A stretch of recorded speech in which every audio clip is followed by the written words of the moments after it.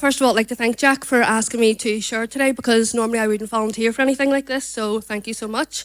Thinking about just the last 30 years, myself and Millie have been talking just over the last week, and it is actually scary how 30 years have been passed so quickly.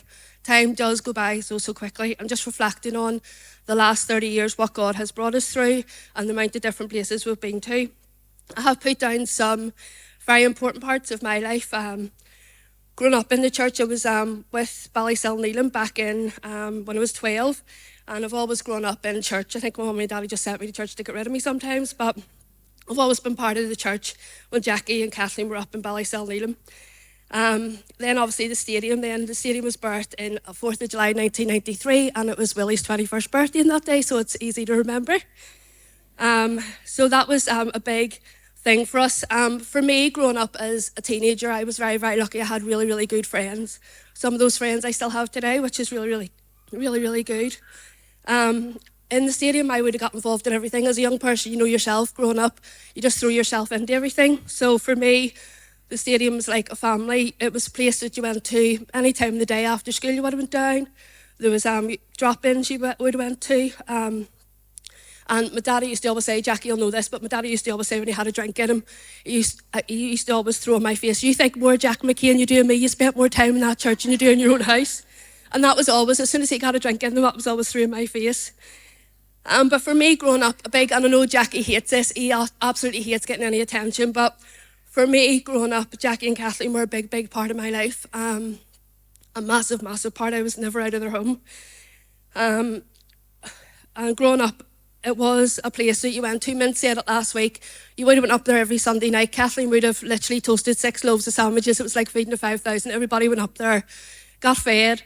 We played games till 1 o'clock, 2 o'clock in the morning. They were throwing us out sometimes. But we always played a game called Mafia, and anybody that doesn't know how to play Mafia, you have to be a good liar. And so it went well for some people. It's not right, Kippers? Kippers used to always win up, so we did. But there was always fights and arguments up in Jackie's house because they were bad losers. You see them on the football pitch, they were always bad losers, and even in Mafia, they were bad losers. But obviously we were up in the stadium in the small room, and I think some people had said this as well last week when I listened back on the message.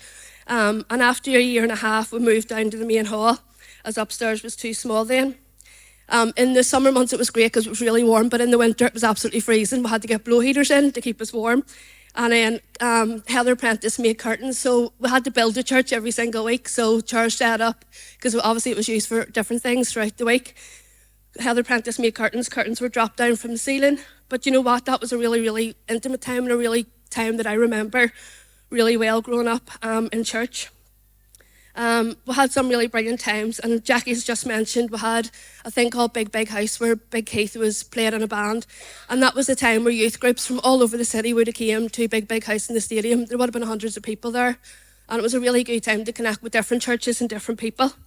And after a year then being in the big stadium, then we went down to Top House. Again, some great memories, and me and Millie were laughing at this the other week. It was actually Willie, he has a great memory for dates and times, but he brought it to my memory about we had our first Christmas party in there. It was a 70s night, and we all had to dress up in 70s clothes. Don't know how Barzo and Hacksaw got away with this, but they came dressed as Laurel and Hardy from 1930s. Don't understand it, but they did. But some great times up there as well. Some people obviously don't go to church anymore, but we had really great memories, and we were obviously it was like a second family as it is now. 1998 then we moved down to Townsend Street.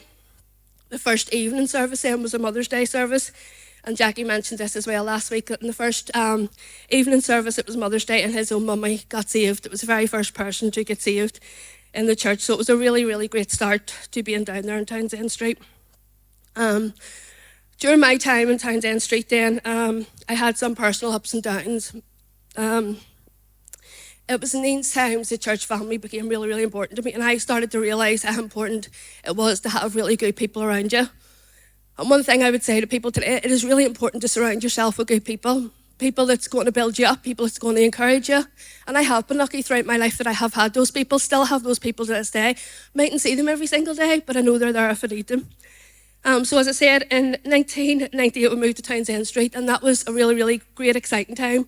But for me and my family, I had a roller coaster of a time. I was 22 at the time, and within 7 weeks, I lost my mummy and I got married within the space of 7 weeks. And in that very way, so my mummy died 7 weeks before I got married. And after the death of my mum, I am good at putting on a brave face, as I suppose a whole lot of us are. I pretended everything was good and I was strong because I was really looking forward to my wedding. I started to become the parent to my father because my father just really, really struggled with drink. He couldn't cope with the loss of my mum. And one thing I will say is Jack and Kathleen McCain were my strength. And we don't often tell people how important they are in our lives, but I had Cara, I had Caroline, I had Elizabeth, I had so many close people that I clung to, and they were there for me right from the very beginning. Within 4 years of being in Townsend Street, I, as I said, had a roller coaster. I lost my mum, I got married, I lost my dad. Sorry, I had twins, and I lost my dad in the space of 4 years. So for me, the church was a real place where I clung to. It was my safety net. It was a place where I knew that it was important to have people around me. And as I said before, I lived in Jack and Kathleen's house where we were up there all the time, as most of us were. It was just an open door. You went at any time. The door was always open. They never locked their door. You just walked in, hello, and just shouted hello. And that's the way it was. After the death of my parents, Kathleen always would have said to me, would have come over to the church and go to me, do you fancy going out for a wee cup of coffee or a wee meal? I fancy going out for a wee meal. She would have got you into the meal and she would have goes to you, right, okay, how are you really? Really, how are you? And it was the one person I really, really trusted. Could have told her anything and it would never go any further. And for my friends, the ones that I'm close to, know trust is a big, big thing that I struggle with. Really, really struggle with trusting people. So for me, letting people in is a big, big thing. Still is a big, big thing that I still struggle with daily. And it's important that you do have those close people that you open up to. 2009 then, we moved into here. Now, obviously, we've been from Townsend Street back up to Top House and then into here. So many great highlights. My son was baptised here. My children were dedicated here. So there's been so many great highlights. And this is a place for me. It's a lighthouse in the darkness for the lost and broken. Jack said last week he always prayed that he didn't want a normal church. This is not a normal church. There's people come in and out of here, broken people, and probably mightn't be accepted in other churches, but you're accepted here. And this is a place where you can feel free to come in and be yourself. We all have issues in our lives. We sung that song, and Taylor, thank you so much for singing that song. It's my favourite song, I Speak the Name of Jesus. The devil didn't want me here today. I got a phone call at 3 o'clock this morning, got a phone call at 4 o'clock this morning from my sister who struggles with an addiction. And that song, literally I've been singing it day in, day out for the last couple of months because we all have things in our lives that we do struggle with. We have family members who are really, really struggling. And for me, prayer works. It has worked in my life over these years. I would not be standing here today, guys, if it wasn't for the Lord. And that is, honestly, and for the people around me as well, it's not, I have, as I said, really, really good people. I'm grateful and thankful to God for this, for his goodness over the last 30 years. It is scary, the 30 years have been passed so quickly. And Jackie did ask something last week and he said, what are you going to commit to in the next 30 years? What are you going to do in the next 30 years? And when I come home from work, I said, really, I feel sometimes that I've become, and I'm being totally honest, stagnant sometimes. You always have this plan in your life. My family's all going to serve in the church together. My son and my daughter's moved on to other churches. The plan that you have for your family is not the plan that God has sometimes. And I'm grateful. My son and my daughter are still serving in a church, which I'm really, really grateful for. And yeah, I'm really thankful for it because this church really invested in them as young kids growing up. And it is really important that we do really cover our children with prayer.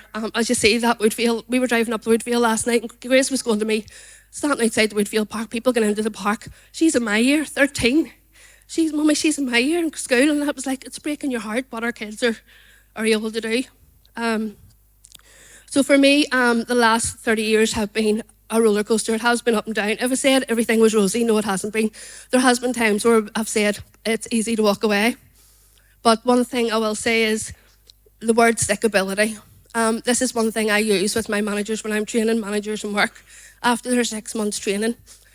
There's a difference between being interested in something and being committed. And as I said, it hasn't all been rosy. There's been times it would have been easier just to walk away. And that's me just being totally honest. But the difference between stickability is if you're interested or if you're committed. So after 6 months of my manager's training, I would say to them, Are you interested in the job, or is it a career you want to have? And for me and my family, it hasn't been easy sometimes, but I'm committed. It's something I want to work hard at, and that's why I've been here for the last 30 years. Again, I'm really, really excited for what God has done. God has brought me through so much, my family through so much, this church through so much. God has been amazing. If you look at the building we're sitting in here today, it is an amazing what God has brought us through.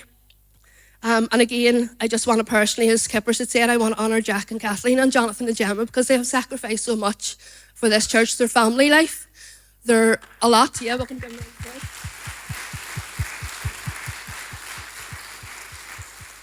And also financially as well. One thing that did happen to me, and I wasn't planning to say this, but it's just dropped into my head.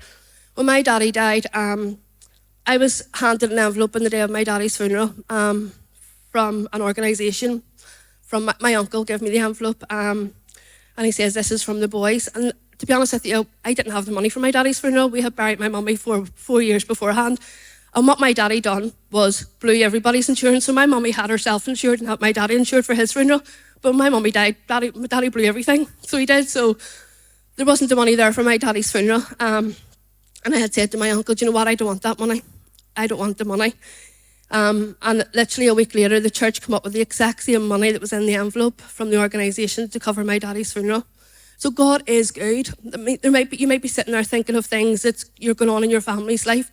He doesn't forget. And one of the things that I had said there, and Jackie, I'm probably going on too long, am I? One of the things that I had said was that he never leaves us or forsakes us. He doesn't. And one of the biggest questions I've always had in my life was, why, Lord? Why does that happen? And one of the verses, and this is me finishing, one of the verses that I've leaned on over this last number of years is, and everybody knows it, it's Proverbs 3, verses 5 and 6. It's, lean not on your own understanding. In all your ways acknowledge him. Put him first in everything you do. Acknowledge him. Don't be ashamed of him.